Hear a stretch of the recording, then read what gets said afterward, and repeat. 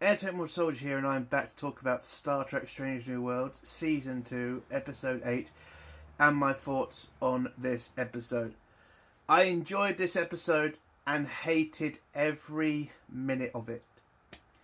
Now, some people are going to ask, what do you mean?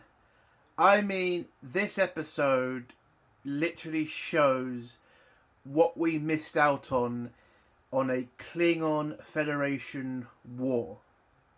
The episodes you could have done, the stories you could have told, the epic battle scenes you could have shown us.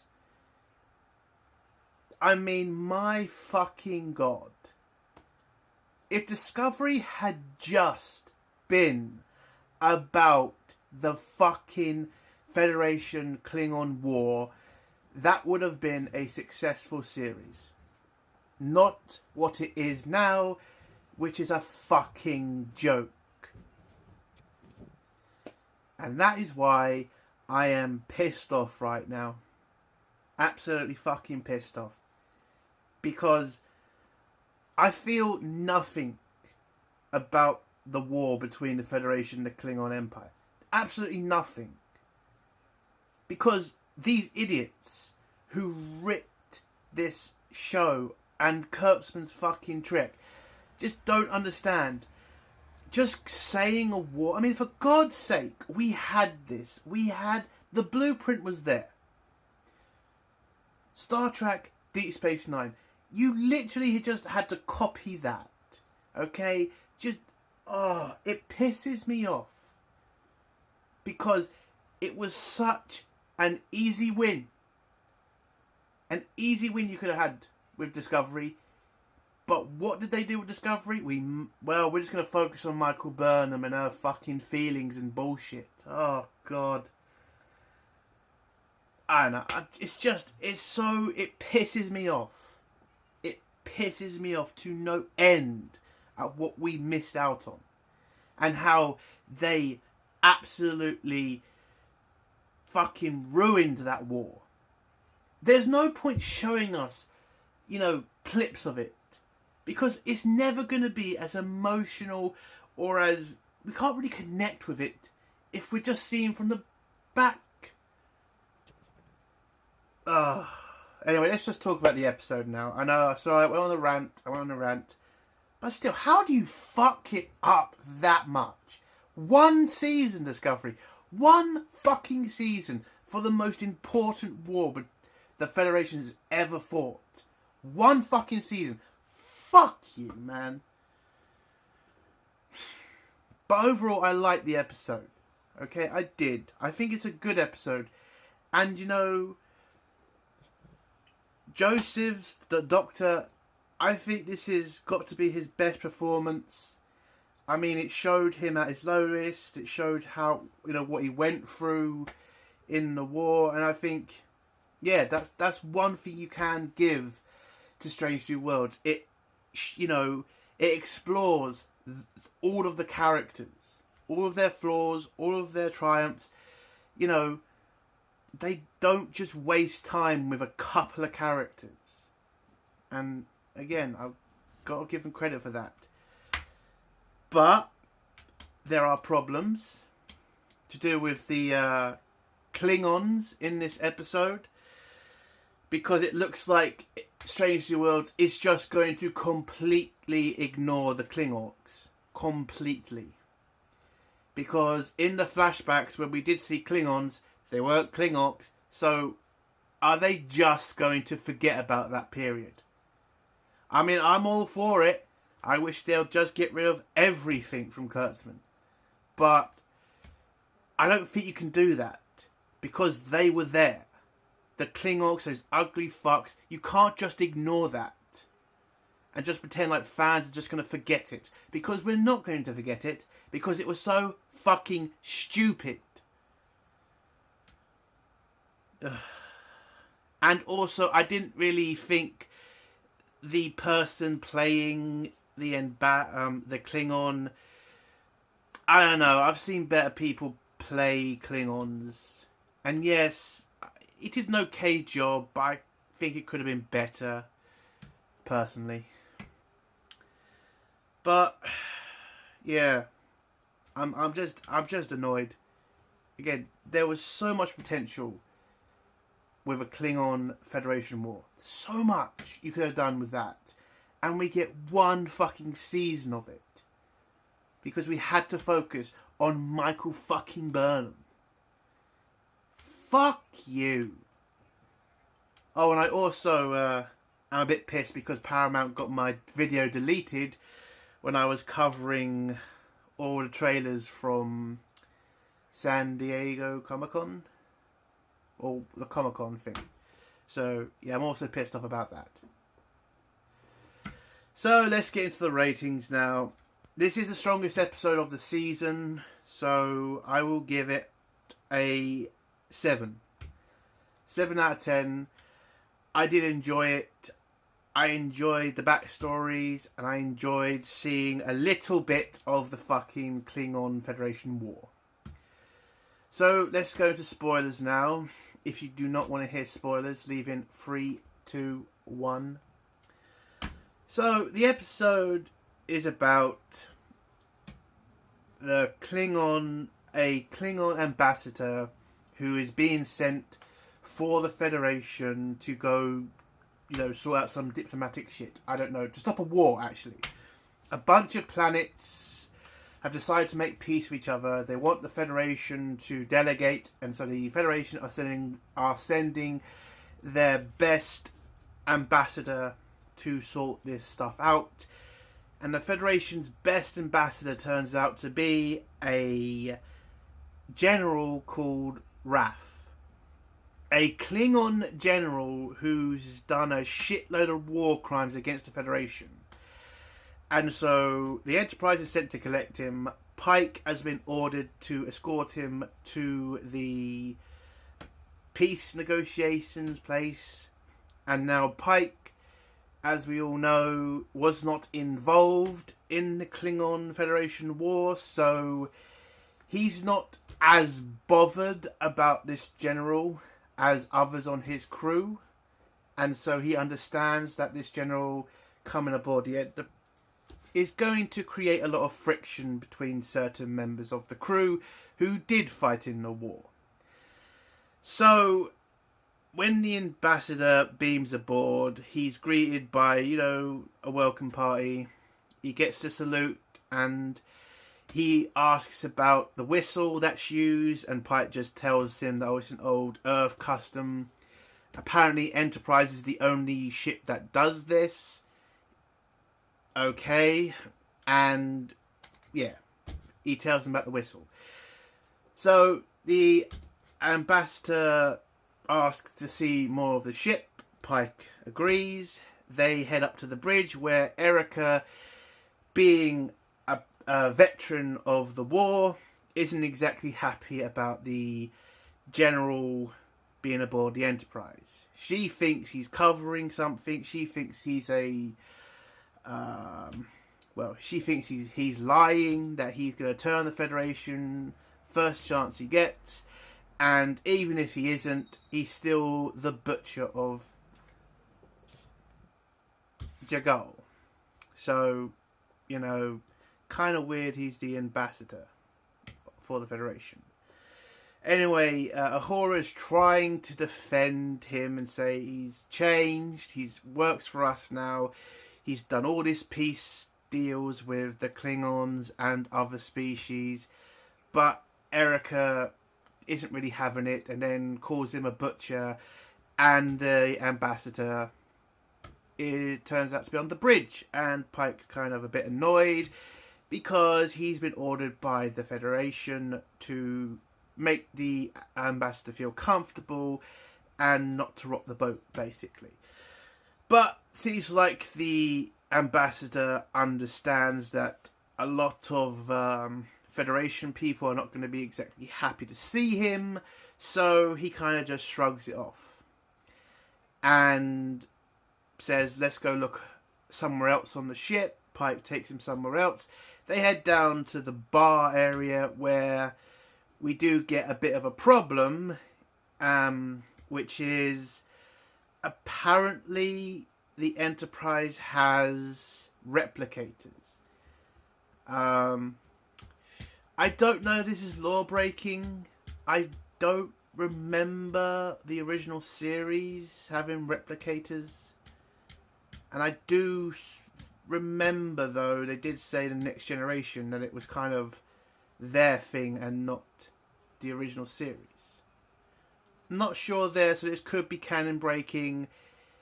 But anyway, turns out Spock is trying to create a Raktajino Klingon coffee for the ambassador to make him feel like at home, but the replicator's not working, so Spock tries again. The ambassador arrives. Spock, tells him how he's grateful that the ambassador's here and he can't wait to learn more about Klingon culture. And for a strange reason, the ambassador starts to go crazy and starts insulting his own people and their culture. Okay, I have to really like this. I don't think a Klingon would just be that ridiculous. So I kind of think you should have really changed that to maybe talks about his culture, says, yes, our culture's not exactly great, but there are parts of it that are good. Having him go, oh, they're Klingons, they're murdering scumbags, this sounds more of an SJW kind of position to me. Because that's what SJWs tend to do with cultures. Like if it's Britain, oh, we were an empire, we did all this terrible shit, but let's not think about all the good we did, just concentrate on the bad. So this part, you can kind of see the kind of lefty shit written into Star Trek. It's not that difficult to see, but there you go. So, the ambassador tries to try the Klingon coffee, but Spock made it too hot. It burnt the ambassador, and he gets angry, but manages to calm himself down, says thanks to Spock, and then heads off. Hopes that the coffee will be colder so he can actually try it. And Spock apologising to shit. But anyway, as he's burnt his hand, Pike suggests going down to the med bay to getting it healed. They head down there, and when Joseph, the doctor, sees the Klingon general, he starts to panic and goes through PTSD, because this general was the general that he fought against on Jagol. So not exactly happy to see him. And so Chapel, who was also on Jagol, says she'll take this one and helps the ambassador, and Joseph tries to pretty much recover from the panic that he's going through. We go through the credits, then we get a flashback scene of Chapel arriving at Jagol, and we get this great CGI shot of the battle, and all I could think about is, why the fuck didn't we just get this in Discovery? Seriously, how the fuck is it that you couldn't have just done this? Done episodes about this? Fucking morons who run Star Trek right now. But hopefully certain people will be leaving soon, and hopefully Terry will take over, and maybe we'll get back to decent Star Trek. But anyway, so the shuttle pilot is trying to get Chapel to the medical center on Jagol, but as the Federation fleet seems to be in retreat and the Klingons are pretty dominating on the planet, they have to go in under fire.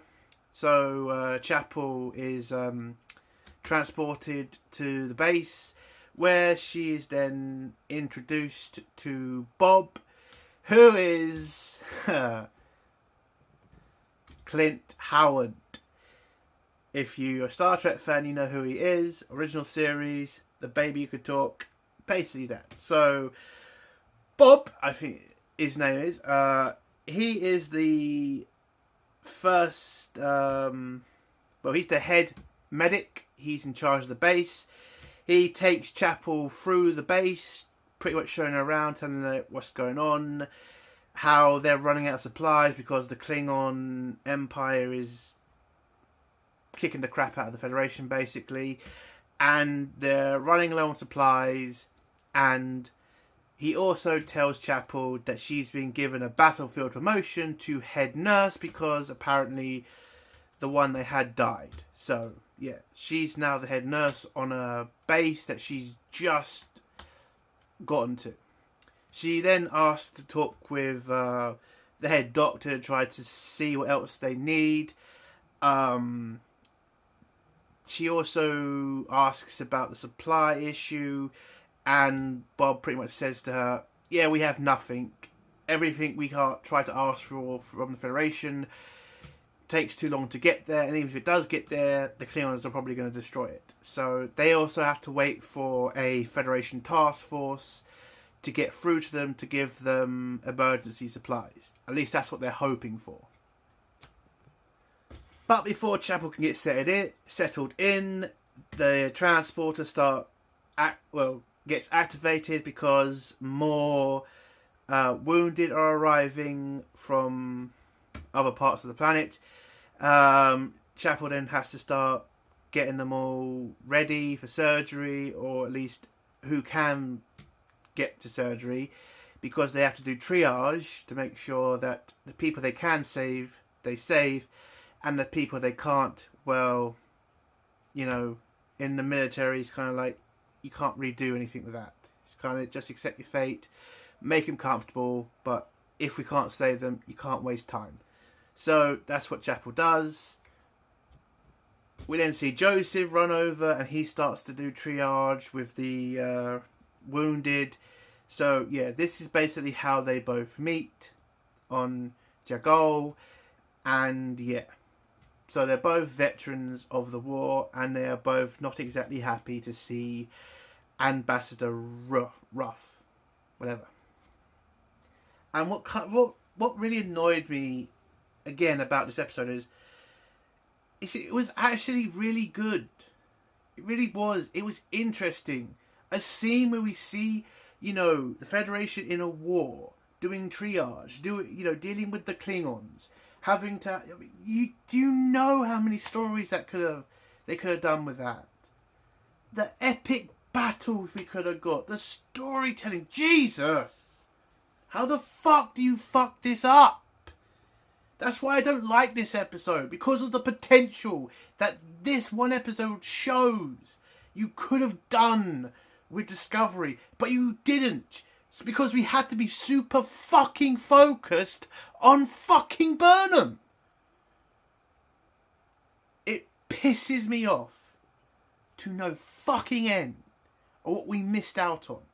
And yes, I know people are going to tell me, you realise the people writing Discovery are terrible. I know, okay, I know. I just wish they got better writers, a better showrunner, a better studio, and maybe we could have gotten gold. But there you go. Anyway. Oh, I also forgot in the flashback, one of the wounded that's sent to them is too injured for them to save, but Chapel mentions if they wait for the Federation task force to get through, they have equipment on the starships that could save this man. So Joseph decides to put the man's body in the transporter buffer and leave it there so he can survive, or at least he can wait for the Federation to come and save him with the equipment. So apparently he's done this before with a bunch of people, and it's safe. So they put him in the buffer, ready for when the Federation fleet arrives.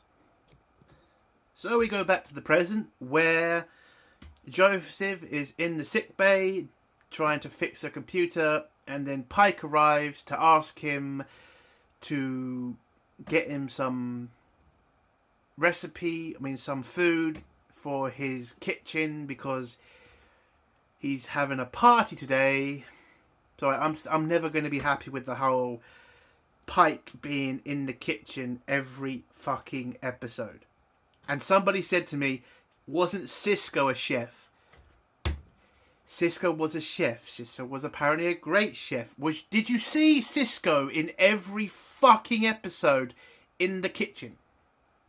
No, you saw him about once or twice or 3 times a season. It's been every fucking episode now with Pike in that fucking kitchen. I have had enough.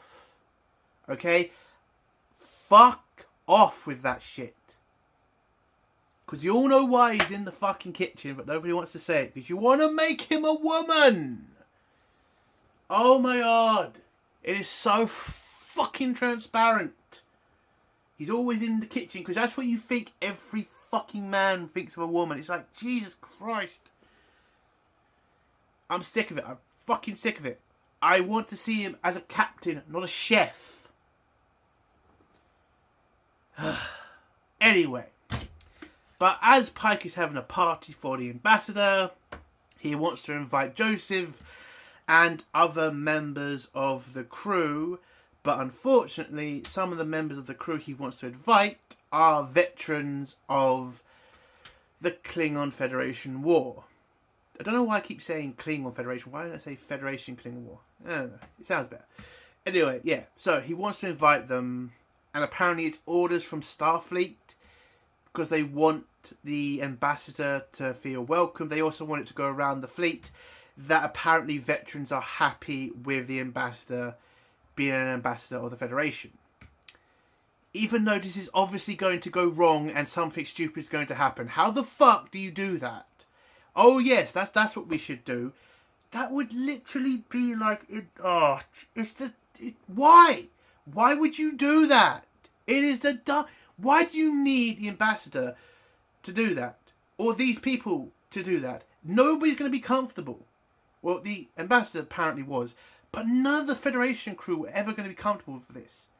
This should just been, hey, keep the ambassador to himself. Make sure you get some pictures of him with the crew. And, you know, that should be good enough. There was always going to be an incident if you're trying to force people to pretend to enjoy something. It's so stupid. But anyway, so Joseph reluctantly agrees to the dinner, and Pike just says, listen, we'll get you through this. All it has to be is like a couple of hours. You meet the ambassador, you have dinner, and then we go separate ways and all that shit, and we get the ambassador to the peace talks, basically. Oh, and Chapel overhears and kind of questions it, but Pike reminds her, we're the Federation, we've made peace with the Klingons, this is how we do things, basically. We make peace with our enemies, not our friends, and we got to make it look good, basically. And it is orders from Starfleet for some reason. But Chapel is still not really comfortable with it. Joseph kind of has to talk around to it and just say, listen, we'll go to the party, let's not show him our back, let's show this Klingon we're not scared of him, and that's what we're going to do at the party, basically. We then get another flashback scene where we see Chapel and Joseph operating on a fallen soldier. It looks like he's going to die, but Joseph tells Chapel to pump his heart with her hands to help the blood flow around the body to keep his brain alive. She does that, and they're able to get through this. We also find out the backstory about we got this between them both.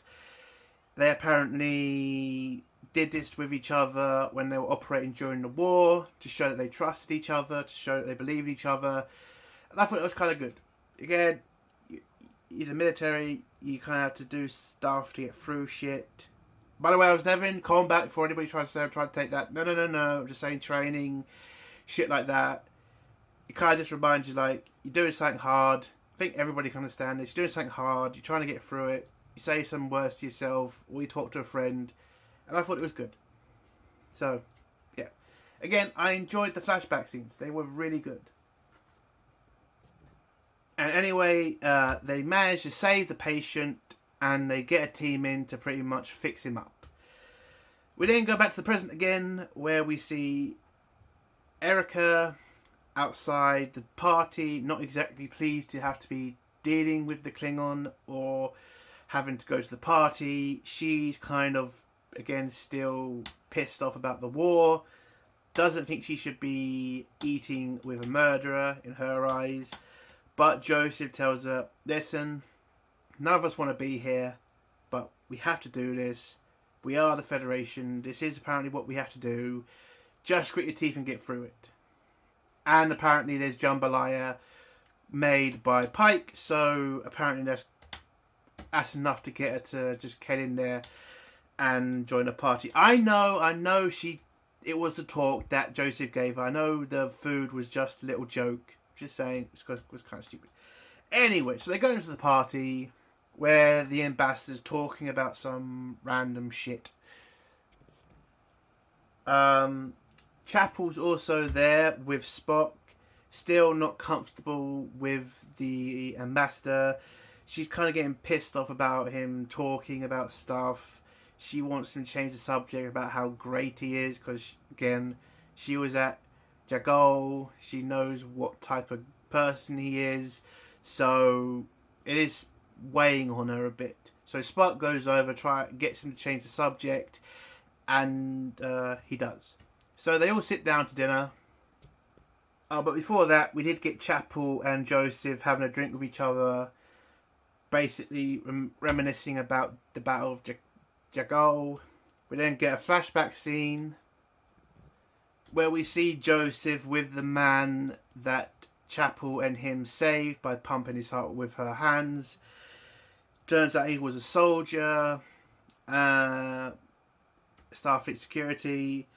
He's pretty beaten up, doesn't understand why they're fighting the war, because he didn't join Starfleet to be a soldier. He joined Starfleet to learn and stuff. But Joseph pretty much tells him, listen, we didn't start this war. Well, actually he did, but there you go. We don't want the cancer, he calls the Klingons cancer, to take over our way of life. If we don't fight this war, we lose everything, and we'll lose our family and all this stuff. He pretty much gives him a big speech about why he needs to fight for the Federation, and he's just doing this to make sure he doesn't, give up on life and stuff. The Doctor then heads out of the tent that they're in, meets up with a Andorian officer who's asking for his help. Because it turns out Joseph's not only a doctor, but apparently the best fighter on the planet. I get it. They wanted to have this epic moment and say this soldier turned doctor. I don't know about that. I think it's kind of like too much piling on. Great doctor and apparently a fantastic killer. I mean, it's interesting, but I think they went a bit too far with that. Best killer on the planet. You could have just said he was a good officer or something. But whatever. The Andorians asking for his help because they want to go behind enemy lines and kill all the generals of the Klingon attack group.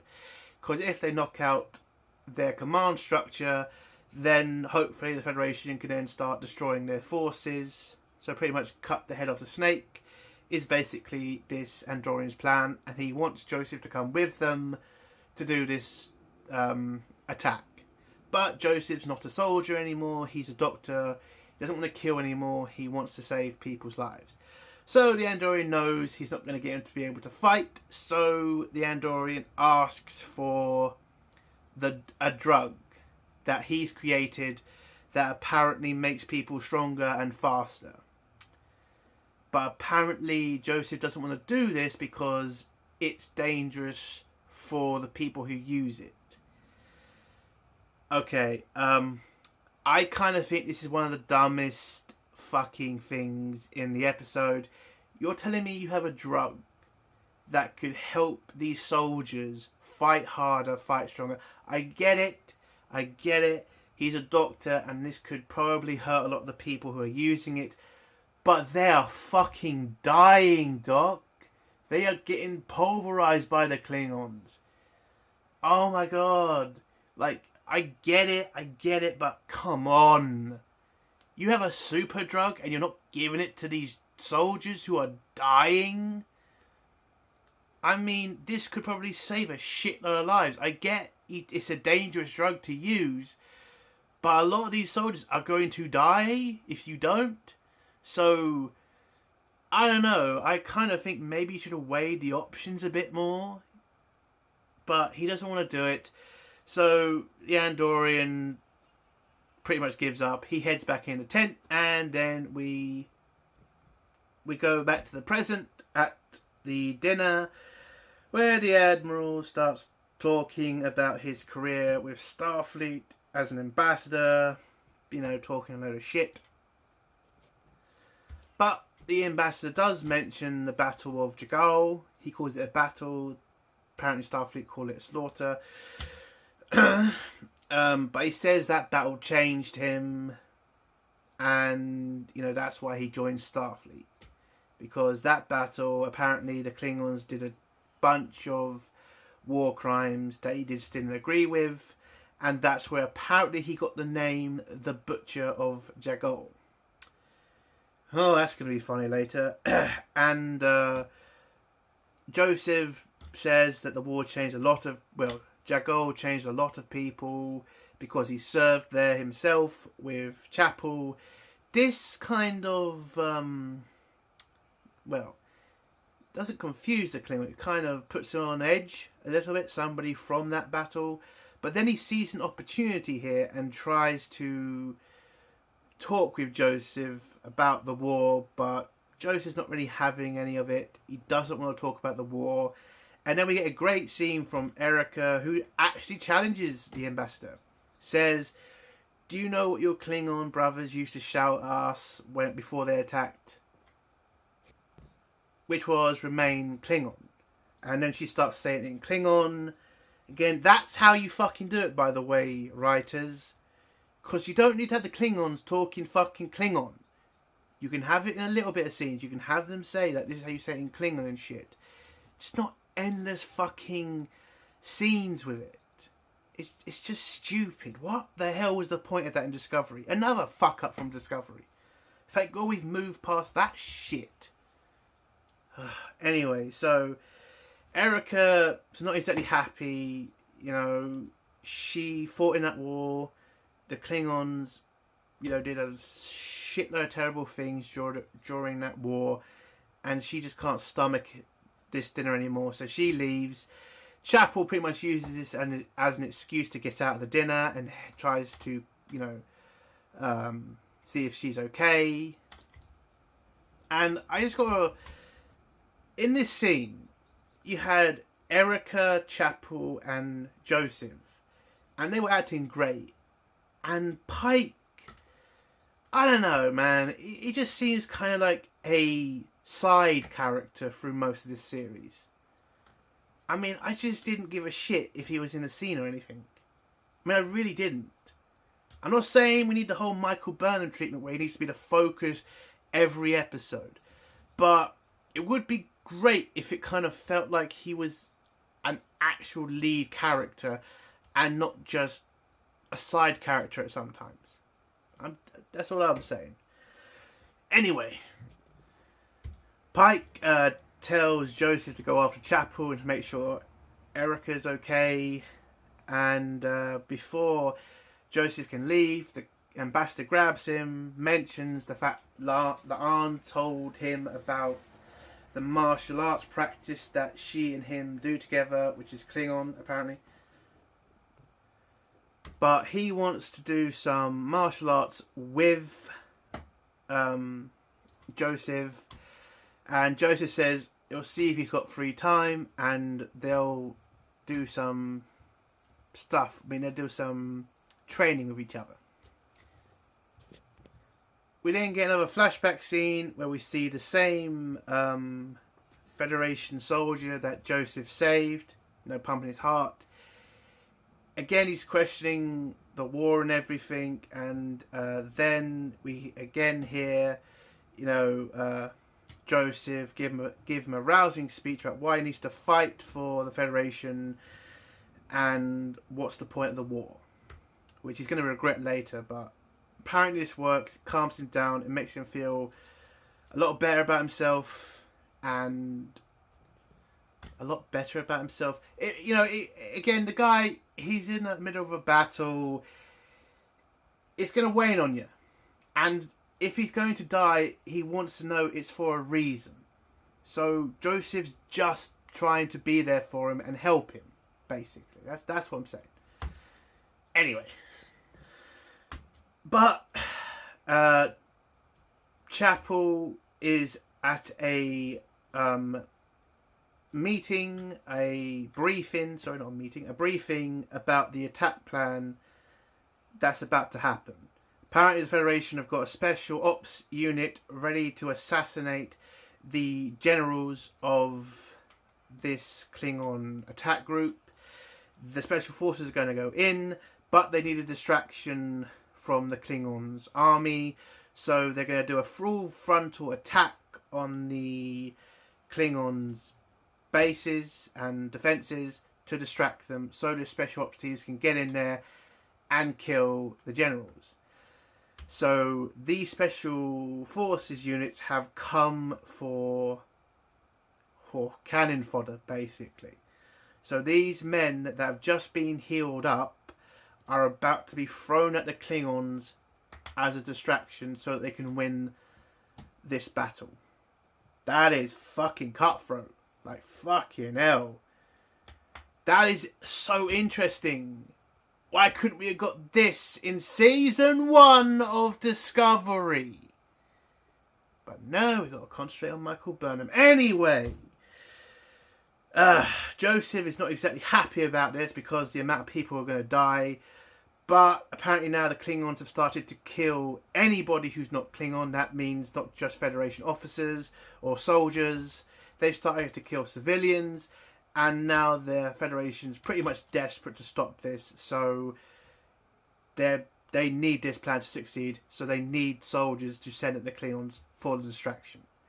And unfortunately for Joseph, one of the soldiers that they're going to send is the soldier that he saved and gave the pep talk to fight for the Federation. Joseph tries to stop him and say, you don't need to do this, I can get you out of it, I can give you a medical discharge. But his speech was too good. The soldier wants to fight for the Federation because he knows it's the right thing to do, and so Joseph has to let him go and do it. God damn, that's a rough scene, man. Anyway, back in the present, Chapel and Spock. Well, Spock wants to try to talk to Chapel, see what's going on with her, but Chapel just doesn't want to talk because Spock is never really going to understand because he was never really involved in the war. And unless you were involved in the war, or unless you've seen a war, you're never truly going to understand what these people go through. It's not exactly something you just forget, it's something that's going to live with you for the rest of your life. And she's just kind of sick of Spock trying to understand. She just wants to be left alone. And so Spock kind of realises that and then just decides to fuck off, basically. We then go back to a flashback scene where apparently the attack didn't go well for the Federation. Apparently it was pretty much a major fuck up. And a lot of people are dying now. The transporters were used too much. Some of them are blown out. They don't seem to have enough power because also the Klingons are also attacking their base. And without any major power, they can't use the transporters to get the rest of the wounded from the attack back to base. And Chapel comes up with an idea to pretty much get all the energy they can into one transport, use that transport, and get the rest of the injured and wounded back to the base. But unfortunately, well, from earlier, they put somebody in the transporter buffer. and that person is technically still alive. But for what Chapel wants to do, which is use all the power from every system, if they do that, the soldier, the person in the transporter buffer, they'll have to delete his code so they can use the energy saving the code to the transporter. And Chapel can't do this because she knows this guy has a chance. He just needs certain medicine. And again, it's one life to a bunch of other lives. Thank God they didn't do the one and the many thing, because you know what they're like, you know, taking the piss out of Star Trek. Anyway, so Chapel can't make the decision, so Joseph walks up, deletes the transporter buffer code to release the power to get the transporters back online. So he basically did just sacrifice that one person to save a bunch of people. And he took on the responsibility of killing that man, basically. So Chapel didn't have to go through it. We then go back to the present, where Joseph and Ra have a fight with each other, talking about the war, how it both affected them, how it changed them both, and Ra wants Joseph and him to be seen together, to work with each other, to make everybody in the Federation a lot more happier with Ra being an ambassador. He thinks people see two people who fought on opposing sides with each other, it might give his struggle for peace more of a chance and all that shit, and to give his ambassadorship more strength. So Joseph says he'll think about it and he'll get back to him. Then he goes, takes a shower, starts to have PTSD and a panic attack, remembering everything from Jagol, and he's not exactly comfortable with it.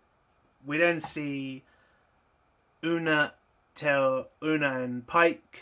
Una suggests getting the ambassador off the ship quicker by taking a shortcut to the peace talks, and Pike agrees because he's pretty much saying, having the ambassador on board is not exactly helpful. So they change course to get the ambassador off quicker. We then get the last flashback scene where we find out Joseph, who was sick and tired of seeing the dead bodies and the innocent children that are now being killed by the Klingons, he takes the drug that makes you strong and super fast and all that shit, and gives one to Chapel, heads off and goes to assassinate the generals of the Klingons attack group. We then go to the present, where the ambassador tries again to get Joseph. Well, he tries to see if Joseph accepts his deal to work with each other, but Joseph says no. He can't stand looking at him. He knows what he is. He knows how much of a criminal he is, and he is begging the ambassador to leave him alone because he knows what's going to happen if he doesn't. But the ambassador tries to push him, to do it, to say, you need to forgive me, I didn't do anything wrong. And then we find out why Joseph has not really trusted the ambassador, not just because he's a war criminal and all that stuff. Turns out he's also a liar. Turns out Joseph was the butcher of Jagol. He killed all of the generals while the ambassador, the general, Ra, ran like a bitch. And it turns out he might have not joined Starfleet because he believes in peace, but he was a coward and just didn't want to accept that. So once he reveals what he is, a liar, he knows, the ambassador knows that if this ever gets out, his life will pretty much be over. The Federation will never trust him again, and he will just be seen as a coward by his own people. I mean, he is a traitor, but being seen as a coward by Klingons, oh, that's a little bit worse. So they start to tussle with each other, Joseph and the ambassador, and then somehow, because Joseph has a box with the Klingon dagger he used to kill the Klingon generals, it gets stabbed into the ambassador. We don't really see how it happened. We see Joseph and the ambassador fighting with each other, but we don't know who did the final blow. I mean, I think it was Joseph, but who knows? I know people are going to say it's obviously Joseph. You didn't see him stab him. You didn't see him stab him. It might have been an accident. Who knows? Who knows? But the ambassador is now dead. Pike and La'an have to do an investigation about what's happened, because the Federation is not exactly going to be pleased with the ambassador's death. But Chapel pretty much says he was a war criminal. It was the right thing to do. The Federation should never have hired him in the first place, or trusted him in the first place, and the galaxy's better off with him dead. And Pike seems to be completely okay with this, even though shouldn't the Federation embrace somebody who's changed? I know he's a liar and all that, but again, it seems a bit too easy for them just to accept this as just an accident, especially with Joseph's record and shit, and the fact he is the butcher of Jagal. So this scene was a bit stupid. I think you should have had Pike, like I said. Never mind. Anyway, so they're just gonna let this go, basically. It was an accident. The ambassador killed himself, or somehow the blade entered the ambassador's body and they don't know how, and the Federation not going to go any further with this for some weird reason. And the last scene is basically Pike and Joseph talking with each other, Pike wondering why Joseph never told him about all this. Why? I mean, they've known each other for a long time, and Joseph just says, listen, you'll never understand. I was in that war, you weren't, and I'm not sorry the ambassador's dead. And Pike's pretty much alright with that, leaves the room. We end on Joseph's log about fixing the computer in sickbay, and that's how the episode ends. I think it's a good episode. I did enjoy it. There are problems, I admit. I'm still pissed off about the fact we couldn't have got seasons and seasons of this kind of Star Trek, but there you go. But yeah, and that's the end of the review. If you like this review, give it a like. If you dislike this review, give it a dislike. And if you like my content, do think about subscribing. And if you have a comment, leave it at the bottom and I'll try to get back to it. Entertainment World Soldier, bye.